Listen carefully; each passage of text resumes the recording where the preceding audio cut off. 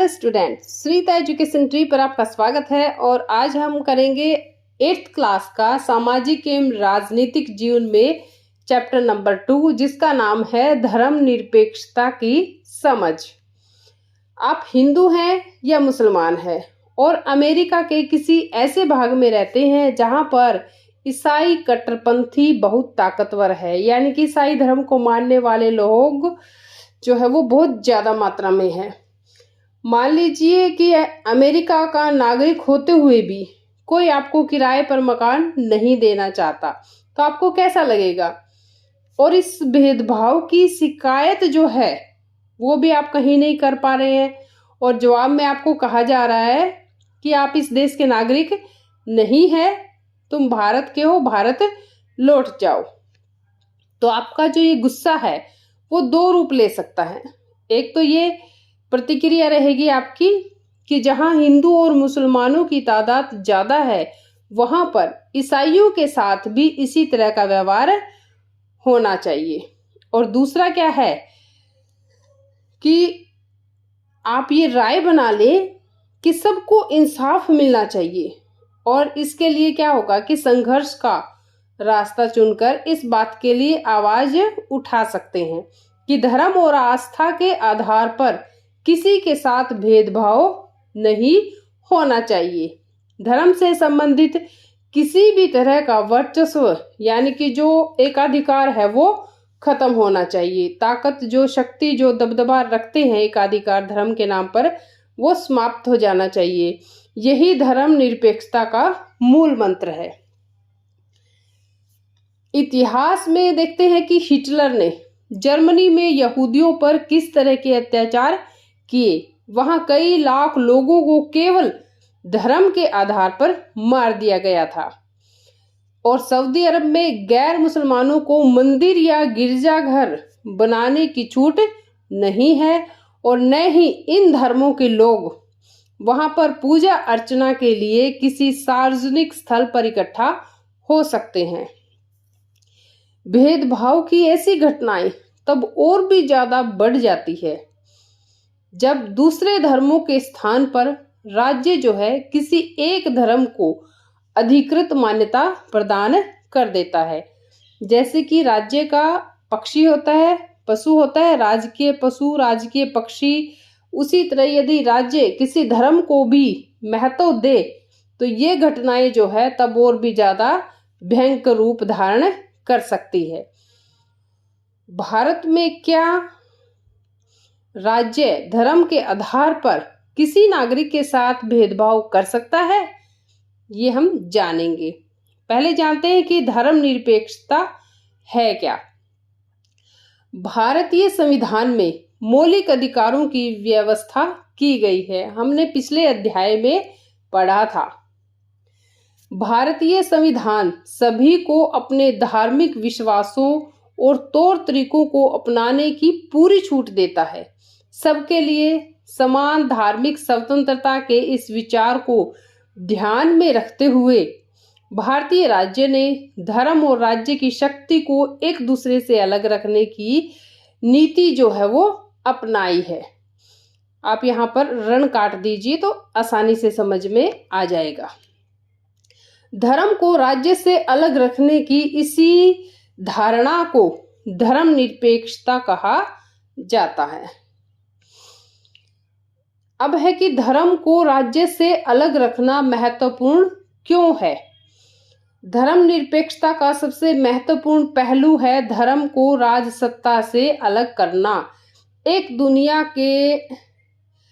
एक लोकतांत्रिक देश में, यानी कि दुनिया के तकरीबन सारे देशों में एक से ज्यादा धर्मों के लोग साथ साथ रहते हैं, और इसका अर्थ यह है कि हर देश में किसी एक धर्म के लोगों की संख्या ज्यादा होगी।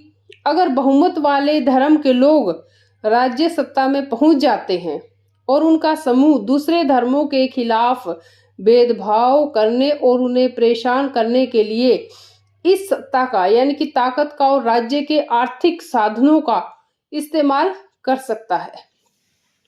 धर्म के आधार पर किसी भी तरह का भेदभाव उन अधिकारों का उल्लंघन है जो एक लोकतांत्रिक समाज किसी भी धर्म को मानने वाले अपने प्रत्येक नागरिक को प्रदान करता है।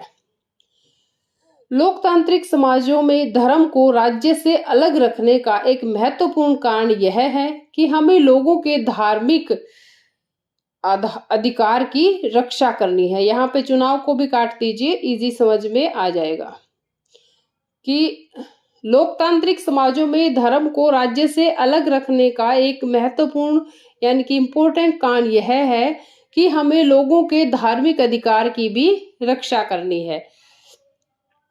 छुआछूत की प्रथा देख सकते हैं आप, इसमें हिंदुओं के बीच प्रचलित ये प्रथा अच्छी नहीं लगती। इसका मतलब है कि आप इसे बदलने की कोशिश करेंगे।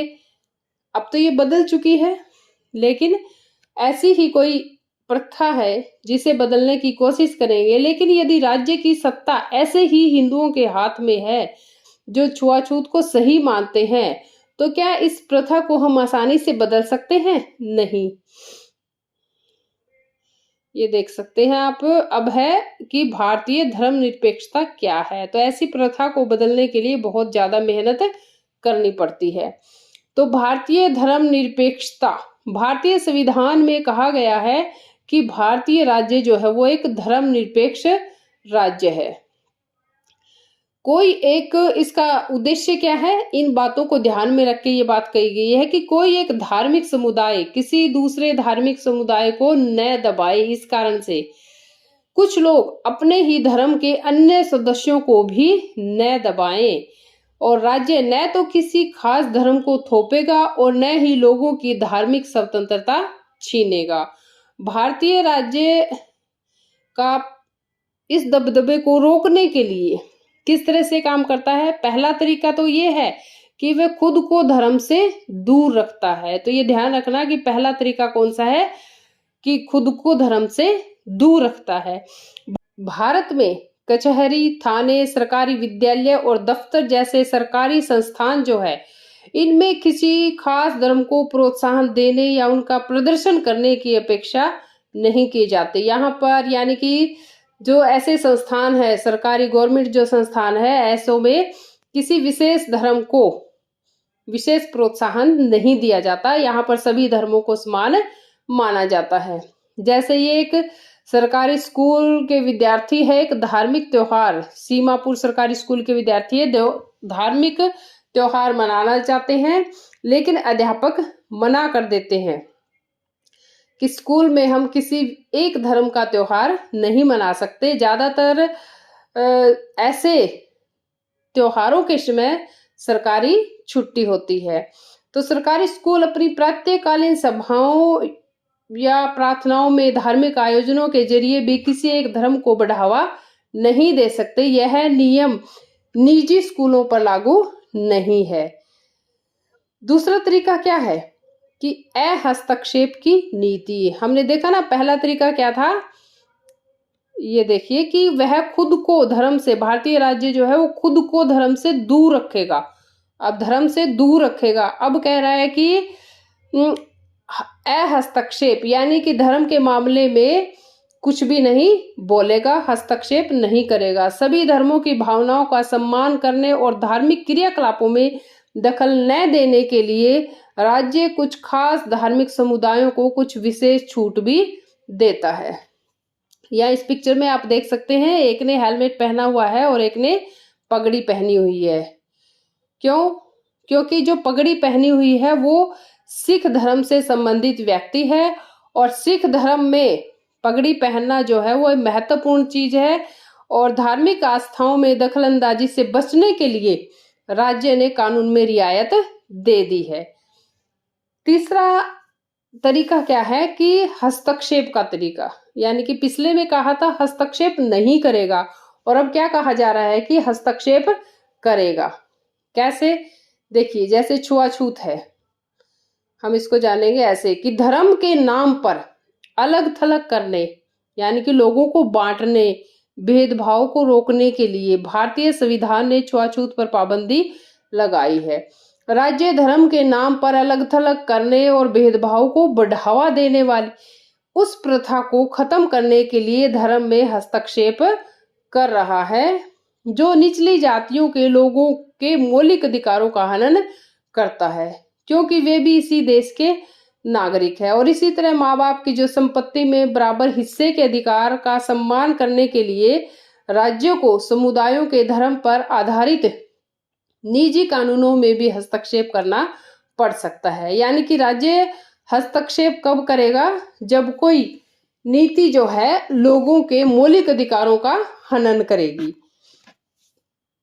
राज्य का हस्तक्षेप यानी कि सहायता के रूप में हो सकता है। भारतीय संविधान धार्मिक समुदायों को अपने स्कूल और कॉलेज खोलने का अधिकार देता है।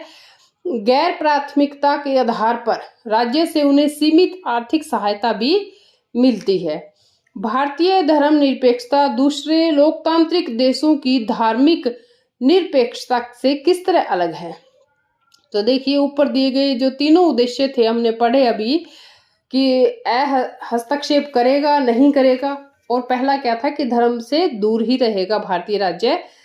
और इसी तरह का है कि अन्य धर्मनिरपेक्ष जो लोकतांत्रिक देश है उनके संविधान में भी जो उद्देश्य दिए गए हैं उनसे हमारे जो उद्देश्य है वो मिलते जुलते हैं। अमेरिकी संविधान में पहले संविधान संशोधन के जरिए विधायिका को ऐसे कानून बनाने से रोक दिया गया है जो धार्मिक संस्थानों का पक्ष लेते हैं, धार्मिक स्वतंत्रता को रोकते हो। मतलब क्या है कि विधायिका किसी भी धर्म को राजकीय धर्म घोषित नहीं कर सकती और न ही विधायिका किसी एक धर्म को ज्यादा प्राथमिकता दे सकती है। यही हमारे संविधान में भी है। संयुक्त राज्य अमेरिका में राज्य और धर्म दोनों ही एक दूसरे के मामलों में किसी तरह का दखल नहीं दे सकते, लेकिन भारत में इसके विपरीत है कि भारतीय धर्मनिरपेक्ष में राज्य को धार्मिक मामलों में हस्तक्षेप करने की छूट दी गई है। वो जबकि धर्म से संबंधित ऐसा मामला है जो लोगों के मौलिक अधिकारों का जिसमें हनन हो रहा है यानी कि नुकसान हो रहा है। अमेरिका में हम ये पिक्चर देख सकते हैं कि सरकारी स्कूल में सुबह सबसे पहले वफादारी की शपथ दिलाई जाती है, और यदि ये शपथ जो है किसी बच्चे की धार्मिक आस्था को ठेस पहुंचाती है तो उसे इसे दोहराने की आवश्यकता नहीं है। संविधान में दिए गए आदर्शों के आधार पर राज्य किसी भी धर्म के मामलों में हस्तक्षेप कर सकता है। भारतीय राज्य जो है वो धर्मनिरपेक्ष है और भारतीय संविधान अपने नागरिकों को मौलिक अधिकारों का आश्वासन देता है। फरवरी 2004 में फ्रांस में कानून बनाया गया था, और इसमें क्या कानून था ये कि कोई भी विद्यार्थी इस्लामी बुर्का, यहूदी टोपी और बड़े बड़े ईसाई क्रॉस के निशान जो है, ऐसी कोई धार्मिक या राजनीतिक चिन्ह है या जो प्रतीक है, इनको धारण करके स्कूल में नहीं आएगा। जिसकी वजह से जो बाहर के लोग थे जो ये चीजें पहनते थे उन्होंने इसका विरोध भी किया था, और इसी कारण से प्रवासी यानी कि जो बाहर से फ्रांस में आए हुए लोग थे उनकी जो बेटियां थी वो स्कूल से में रुमाल बांध कर जाती थी, और इसी कारण से उन्हें स्कूल से निकाल भी दिया गया था, क्योंकि नियम बना दिया था कि पहन के ऐसे निशान कोई भी स्कूल में नहीं आएगा। अब हमारे अभ्यास के क्वेश्चन आंसर तो ये हम अगली वीडियो में करेंगे।